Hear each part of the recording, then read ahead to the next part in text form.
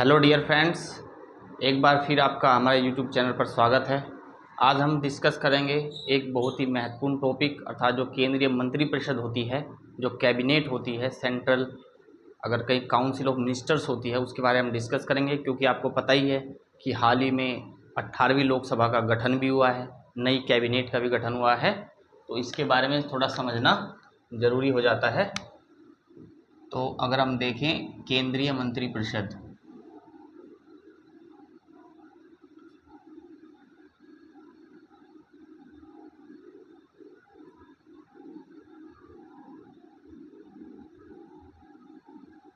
जिसको हम बोल सकते हैं सेंट्रल काउंसिल ऑफ मिनिस्टर्स,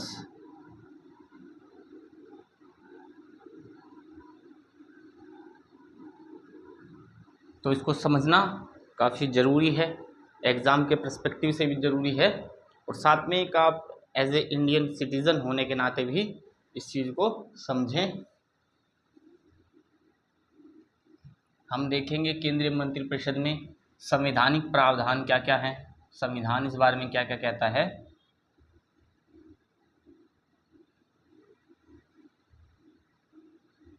संवैधानिक प्रावधान क्या क्या हैं, इसके अलावा जो मंत्री हैं उनकी नियुक्ति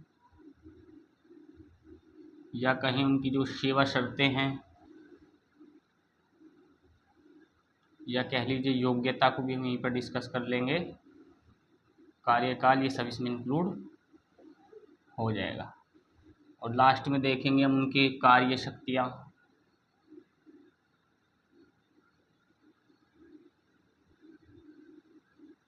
तो यहाँ पर हम इस तरह से इनको डिस्कस करेंगे। देखिए बेसिक सब आपको बता दूं कि आपको पता है ना, जो कैबिनेट का गठन होता है, लोकसभा का गठन होता है, लोकसभा के बाद लोकसभा तो एक विधायिका का कार्य करती है, जो कैबिनेट का गठन होता है जिसका अध्यक्ष, जिसमें जो हेड हैं वो प्रधानमंत्री जी होते हैं।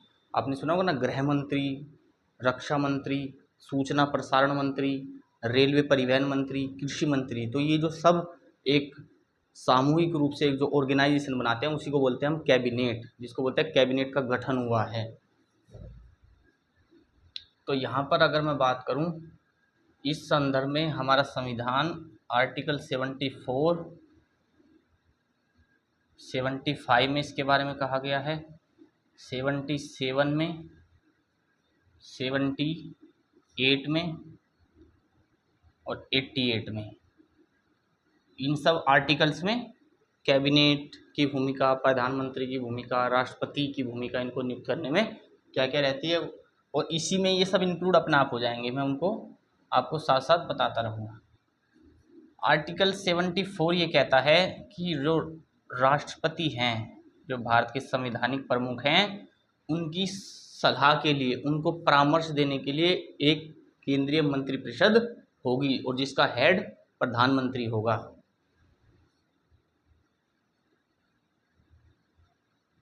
को सलाह और परामर्श हेतु एक कैबिनेट गठित होगी। मैं इसको काउंसिल ऑफ मिनिस्टर्स को ऐसे शॉर्ट में लिख रहा हूँ अभी, ये होगी, ये बात इसमें कही गई है।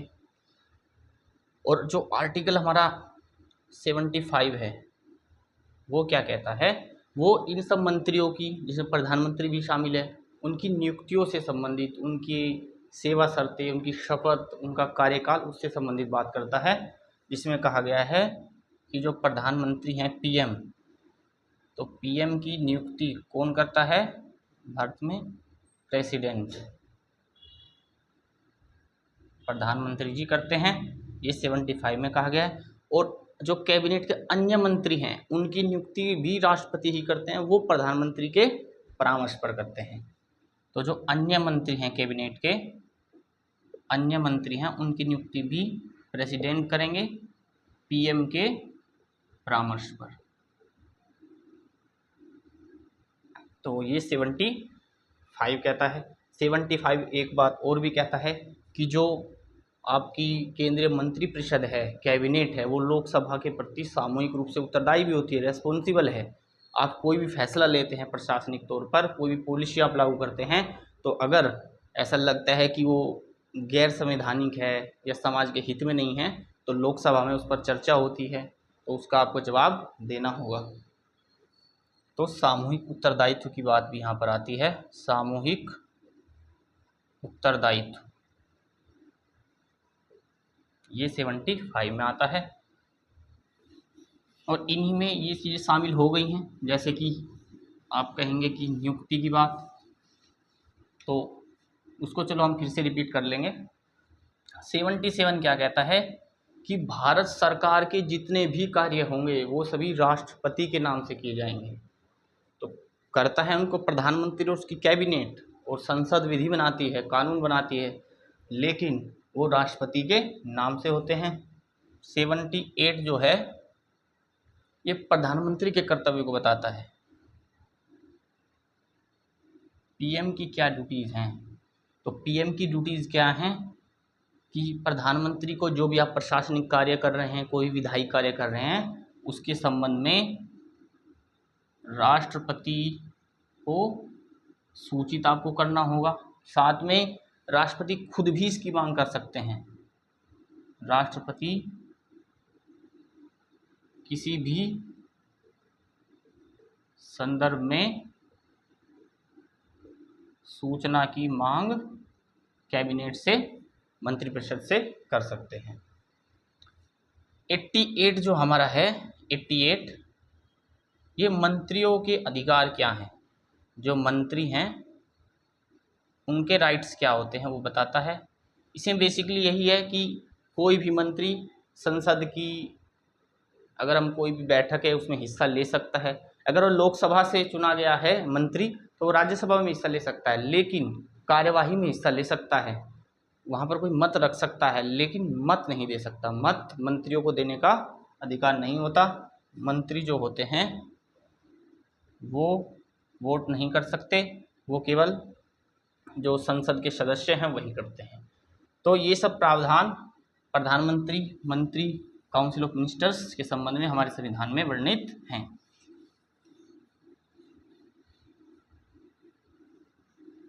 तो वैसे तो जो नियुक्ति, कार्यकाल, ये सब बातें वहाँ पर आ गई हैं, कुछ हद तक कार्यकाल तो नहीं आया है। नियुक्ति आपको पता चल गई कि प्रधानमंत्री की नियुक्ति राष्ट्रपति करते हैं, राष्ट्रपति करते हैं। अन्य मंत्रियों की नियुक्ति भी राष्ट्रपति करते हैं, लेकिन प्रधानमंत्री के परामर्श पर करते हैं। सेवा शर्तें या योग्यता कहीं तो वो आपको पता ही है कि जो कैबिनेट के मंत्री हैं वो भी सांसद तो हैं ही, तो संसद वाले अध्याय में हम उसको विस्तार से समझेंगे। अभी मैं थोड़ा बता देता हूँ आपको कि एक सांसद की जो योग्यता है वही एक मंत्री बनने के लिए योग्यता आपको चाहिए कि आपको पता ही है भारत का नागरिक होना चाहिए, दिवालिया पागल नहीं होना चाहिए, किसी लाभ के पद पर नहीं होना चाहिए। मुख्य रूप से आपको पता ही है कि लोकसभा से अगर निर्वाचित है तो मिनिमम 25 वर्ष होना चाहिए, राज्यसभा से निर्वाचित है तो मिनिमम 30 वर्ष होना चाहिए। तो ये रहता है। कार्यकाल की अगर मैं बात करूं तो मंत्रिपरिषद और उसके मंत्रियों का कोई फिक्स कार्यकाल नहीं है, क्योंकि आपको पता है राष्ट्रपति उनको कभी भी पद से हटा सकता है। किसी दुराचरण के संदर्भ में प्रधानमंत्री खुद सिफारिश कर सकते हैं राष्ट्रपति से कि किसी मंत्री को हटाने की अगर बात कहें। आपको पता है कि लोकसभा का विघटन भी भारत में कभी भी हो सकता है, निम्न सदन का, तो इसलिए कोई फिक्स नहीं है। लेकिन सामान्यतः आपको पता ही है कि जब लोकसभा 5 वर्ष के लिए चुनी जाती है तो मंत्रिपरिषद भी उतने समय के लिए चुनी जाएगी सामान्य स्थिति में। लेकिन जो संविधान में शब्द उल्लेख है वो ये है कि जो मंत्रिपरिषद है वो, और जो सभी मंत्री हैं कैबिनेट के, वो राष्ट्रपति के प्रसाद पर्यंत कार्य करेंगे। राष्ट्रपति की दया पर वो कार्य करते हैं जब तक राष्ट्रपति चाहे। और चाहने का मतलब ये नहीं है कि राष्ट्रपति जब मन करे किसी मंत्री को हटा सकता है, ऐसा नहीं है। प्रधानमंत्री के परामर्श पर ऐसा होता है। और संवैधानिक अगर उल्लंघन आप कर रहे हैं, कोई दुराचरण अगर आप कर रहे हैं, तो तब ऐसा हो सकता है। कार्यकाल की बात हो गई। इसके अलावा नियुक्ति की बात मैंने कर ली। सुविधाएं जो एक सांसद को मिलती हैं वो इन्हीं को मिलती हैं। एक सरकारी आवास मिलेगा आपको, टेलीफोन की सुविधा, बिजली पानी की सुविधा। और इसके अलावा जो सैलरी है तो संसद तय करती है मंत्रियों की सैलरी, और बीच बीच में उसे परिवर्तन करती रहती है। सामान्य स्तर पर मैं आपको बता दूं कि एक सांसद को जैसे सैलरी कितनी मिलती है अभी के अकॉर्डिंग,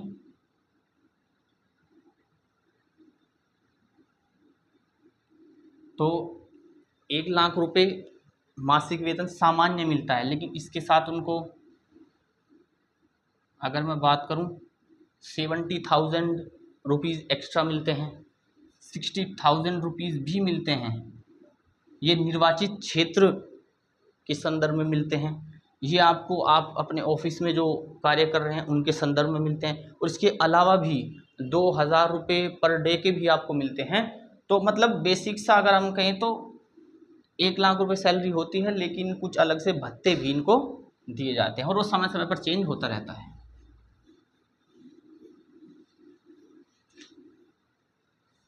तो ये नियुक्ति और योग्यता और कार्यकाल की बात हो गई। कुछ कार्य और शक्तियों को हम देख लेते हैं।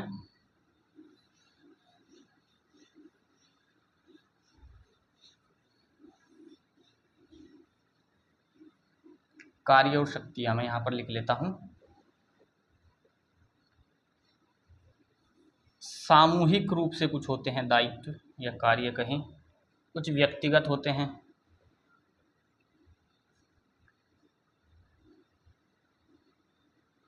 विधिक कोई कार्य नहीं है। विधिक कार्य मैं समझाता हूँ किस अर्थ में मैं बोल रहा हूँ। ब्रिटेन में एक अलग व्यवस्था है इस मामले में। तो सामूहिक उत्तरदायित्व क्या है? सामूहिक उत्तरदायित्व मैंने आपको बता ही दिया कि 75 जो आर्टिकल बात कहता है कि जो मंत्रिपरिषद है वो लोकसभा के प्रति सामूहिक रूप से उत्तरदायी, रेस्पॉन्सिबल है किसी भी कार्य के लिए, उसको जवाब देना पड़ेगा लोकसभा को, तो उत्तरदायी है अगर हम बात करें। और सामूहिक रूप की यहाँ पर बात इसलिए की गई है क्योंकि अगर मंत्रिपरिषद लोकसभा में अपना विश्वास खो देती है तो राष्ट्रपति, अगर हम बात करें, मंत्रिपरिषद का विघटन कर सकते हैं। और इसके विपरीत अगर लोकसभा में अविश्वास प्रस्ताव लागू हो गया है तो मंत्रिपरिषद राष्ट्रपति को कहकर लोकसभा को विघटित कर सकती है। तो लोकसभा का विघटन हो सकता है और मंत्रिपरिषद का विघटन हो सकता है। राष्ट्रपति जी ऐसा दोनों स्थितियों में कर सकते हैं। और एक और इंटरेस्टिंग बात मैं आपको बताता हूँ, वो ये कि कोई भी कैबिनेट मंत्री जो है वो अगर पूरी कैबिनेट ने कोई फैसला लिया है, मान लीजिए प्रधानमंत्री जी हैं जो अध्यक्ष हैं, उसके हेड हैं, रक्षा मंत्री जी हैं, गृह मंत्री जी हैं, कृषि मंत्री हैं, वो सब यहाँ पर बैठे हुए हैं, तो अगर कोई पॉलिसी लागू करने की बात हुई और उस पर एक मंत्री ने नाराज़गी जाहिर कर दी तो चाहकर भी नाराज़गी जाहिर नहीं कर सकता, उसको त्याग पत्र देना पड़ेगा। और ऐसा हो चुका है।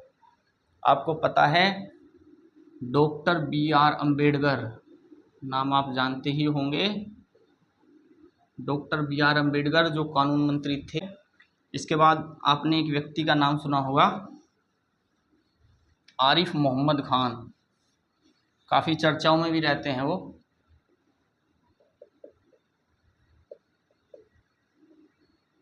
आरिफ मोहम्मद खान अब ये केरला के गवर्नर हैं। तो ये काफ़ी चर्चाओं में भी रहते हैं क्योंकि कुछ लोग इनके बारे में बोलते हैं कि ये मुस्लिम हैं, लेकिन ये मुस्लिमों का ही विरोध करते हैं, मुस्लिमों के अगेंस्ट ही बातें करते हैं, हिंदुओं का पक्ष लेते हैं। और कुछ चीज़ें ऐसी देखी भी जाती हैं जैसे कि कई बार भगवत चर्चाओं में शामिल होते हैं, भगवत गीता की प्रशंसा कई बार करते हैं कि भगवत गीता जीवन के लिए काफ़ी महत्वपूर्ण है, काफ़ी सभी को जानना समझना भगवत गीता को जरूरी। तो इस तरह की बातें करते हैं, तो विवादों में भी कई बार रहते हैं। और इन्होंने भी 1986 में जो एक्ट आया था जब राजीव गांधी जी प्रधानमंत्री थे, Muslim women protection of rights on divorce act 1986।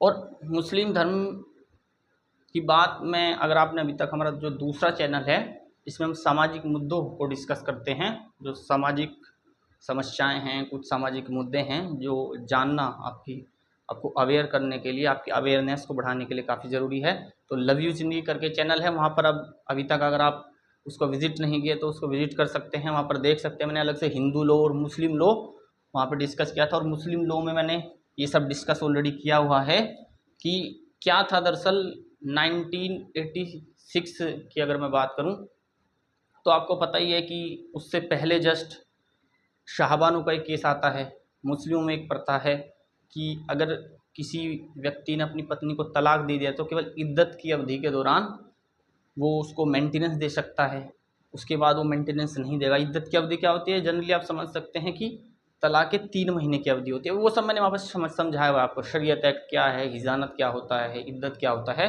तो उस चैनल पर जाकर आप वो वीडियो अच्छे से देख सकते हैं, वहाँ पर मैंने एक्सप्लेन करके उसको समझाया हुआ है। यहाँ पर मैं बता रहा हूँ आपको कि बेसिकली 3 महीने तक, तलाक के 3 महीने तक केवल व्यक्ति इसको मेंटेनेंस देगा, उसके बाद नहीं देगा। अब ये तो एक अनैतिक बात है, महिलाओं के शोषण की बात है। शाहबानो अपने पति अमजद खान के खिलाफ सुप्रीम कोर्ट चली गई कि अब मेरी इतनी उम्र हो गई, अब मुझसे शादी कौन करेगा, तो मैं अपना भरण पोषण कैसे कर पाऊँगी। तो लेकिन उसका विरोध किया गया मुस्लिम समुदाय द्वारा, और अगले ही साल, वो 1985 का केस था, राजीव गांधी जब प्रधानमंत्री थे तो ये एक्ट पास कर दिया राजीव गांधी ने कि ये गलत है जो शरीयत एक्ट कहता है कि इद्दत अवधि के दौरान ही मेंटेनेंस मिलेगा, उसके बाद नहीं मिलेगा। आप ऐसा नहीं कर सकते कि जो आपने शाहबानो केस में फैसला सुना दिया कि नहीं, उसके बाद भी देना चाहिए, औरतों के हक की बात है, तो उसको दोबारा खारिज कर दिया कि नहीं, इद्दत की अवधि के दौरान तक ही मिलेगा। उसके बाद आपको पता है डेनियल लतीफ़ी एक मामला आता है, वहाँ पर फिर उसको जारी कर दिया जाता है। वहाँ पर मैंने सब समझाया हुआ है। तो राजीव गांधी के इस फैसले से आरिफ मोहम्मद खान जी काफ़ी नाखुश हुए, उन्होंने इस्तीफ़ा दे दिया था, काफ़ी चर्चाओं में रहते हैं। तो ये हमने डिस्कस किया कि जो सामूहिक उत्तरदायित्व हैं मंत्रिपरिषद के लिए वो क्या हो सकते हैं। सामूहिक, अगर हम व्यक्तिगत की बात करें, व्यक्तिगत भूमिका क्या है। व्यक्तिगत में जैसे मैंने आपको बताया कि अगर कोई मंत्री, वो मंत्री अगर लोकसभा में विश्वास मत का नेता भी है, मतलब वो जिस दल से, वो बहुमत प्राप्त दल है, मतलब विश्वास प्राप्त है उस दल को, राष्ट्रपति चाहें उसको तब भी मंत्री पद से हटा सकते हैं प्रधानमंत्री के परामर्श पर। अगर प्रधानमंत्री चाहे इस व्यक्ति को हटा दिया जाना चाहिए, उसके लिए ग्राउंड हो सकते हैं, जैसे कि वो हमारे फैसलों का, विचारों में मतभेद का मामला अगर हो सकता है वहाँ पर, कि अगर विचारों में मतभेद है तो भले ही संसद में, भले ही लोकसभा में विश्वास प्राप्त दल का वो व्यक्ति है, तो भी राष्ट्रपति जी प्रधानमंत्री के कहने पर, उनकी सलाह पर उसको हटा सकते हैं। अब एक बात और देख लेते हैं हम विधिक रूप से। देखिए जैसे ब्रिटेन है, ब्रिटेन में क्या है कि एक कंसेप्ट चलता है कि राजा कभी गलत नहीं हो सकता। एक कंसेप्ट है, राजा गलत नहीं हो सकता, और राजा गलत नहीं हो सकता, इस वजह से राजा को ज़्यादा सम्मान की नज़र से उसका वर्चस्व, प्रभुत्व स्थापित करने के लिए क्या किया गया है कि कोई भी आदेश अगर राजा ने दिया है तो उस पर जो मंत्री है, उस संदर्भ में जो मंत्री है, जैसे कानून के संदर्भ में कोई निर्देश दिया है तो जो कानून मंत्री है उसको हस्ताक्षर करने होंगे तभी वो लागू होता है, जिससे कि अगर वो गलत पाया जाता है तो जवाबदेही राजा की नहीं है, अब रेस्पॉन्सिबल कौन है, वो मंत्री है। भारत में ऐसा नहीं है, ये डिफरेंस है। भारत में कोई विधिक रूप से किसी मंत्री की कोई जिम्मेदारी नहीं होती है, राष्ट्रपति ने कोई आदेश दिया है तो कोई भी मंत्री बाध्य नहीं है उस पर प्रति हस्ताक्षर करने के लिए, ये बात यहाँ पर है। अच्छा, एक बात और हम यहाँ पर डिस्कस कर लेते हैं। कुछ लोगों में मंत्री परिषद और मंत्रिमंडल में कन्फ्यूज़न होता है, दोनों को सामान्य अर्थों में हम यूज़ कर लेते हैं सेंस के लिए, लेकिन वास्तविक रूप से दोनों में डिफरेंस है। जो आपके सभी मंत्री हैं, आपके कैबिनेट में केवल कैबिनेट मंत्री नहीं होते, आपको पता है उसमें अगर देखें कुछ राज्य मंत्री स्वतंत्र प्रभार भी चुने जाते हैं, कुछ उप मंत्री भी चुने जाते हैं। मैं आपको बता देता हूँ, कैबिनेट मंत्री जिनको बड़े विभाग दिए जाते हैं, जैसे रक्षा विभाग, रक्षा मंत्री बना दिया, वित्त मंत्री, सूचना प्रसारण मंत्री, तो ये सब अगर हम देखें तो वो कैबिनेट मंत्री होते हैं। लेकिन उनके बाद में कुछ राज्य मंत्री होते हैं, राज्य मंत्री, उनको स्वतंत्र प्रभार दिया जाता है। स्वतंत्र प्रभार का बेसिक सा मतलब ये है कि उनको क्या होता है, किसी एक मंत्रालय के अंदर भी बहुत सारे विभाग होते हैं, या फिर कोई छोटा मंत्रालय उनको दे दिया, या फिर किसी बड़े मंत्रालय में कोई विभाग दे दिया, वहाँ पर वो हालांकि स्वतंत्र रूप से ही कार्य करेंगे जैसे एक कैबिनेट मंत्री करता है, लेकिन वो विभाग सामान्य रूप से छोटा होगा। एक उपमंत्री होते हैं, उपमंत्री राज्य मंत्री से भी छोटे होते हैं। छोटे इन द सेंस कि वो स्वतंत्र रूप से कार्य नहीं करते, वो इन दोनों को, कैबिनेट मंत्री और राज्य मंत्रियों को असिस्ट करने के लिए बनाए गए हैं। प्रधानमंत्री इसके अलावा कुछ सचिवों की भी नियुक्ति करता है, वो सब इनको असिस्टेंस देने के लिए है। तो देखिए इन दोनों में डिफरेंस क्या है। जो कैबिनेट के मंत्री हैं वो मंत्रिमंडल में आते हैं। कैबिनेट मंत्री, इसमें सभी मंत्री आ जाते हैं, कैबिनेट मिनिस्टर। इसके अलावा जो मैंने बताया आपको राज्य मंत्री हैं स्वतंत्र प्रभार वाले। इसके अलावा अगर हम बात करें जो उप मंत्री हैं वो भी इसी में आ जाएंगे। जो सरकार के मेन नीति निर्धारक हैं वो ये लोग हैं, ये नहीं हैं जो मुख्य रूप से पॉलिसी बनाएंगे। आपने किचन कैबिनेट का नाम सुना होगा, उसको हम डिस्कस कर लेते हैं। ये आप समझ गए होंगे कि इसमें ओनली कैबिनेट मंत्री आएंगे और इसमें सारे मंत्री आ जाएंगे। ये मतलब बड़ा निकाय है, वो छोटा निकाय है। किचन कैबिनेट की और हम चर्चा कर लेते हैं। किचन कैबिनेट क्या होता है। इसमें क्या है, प्रधानमंत्री जी अपने विश्वास पात्र कुछ खास लोगों को केवल रखता है।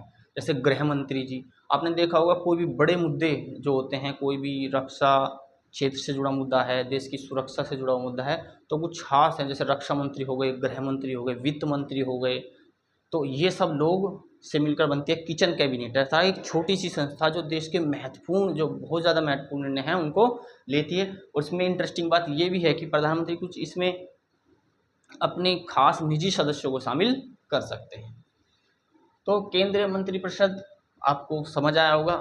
अगर समझ आया है तो लाइक कीजिए, वीडियो को अपने दोस्तों में शेयर कीजिए, चैनल को सब्सक्राइब कर लीजिए। चलिए मिलते हैं एक नई वीडियो में एक नए टॉपिक के साथ। तब तक के लिए नमस्कार, जय हिंद।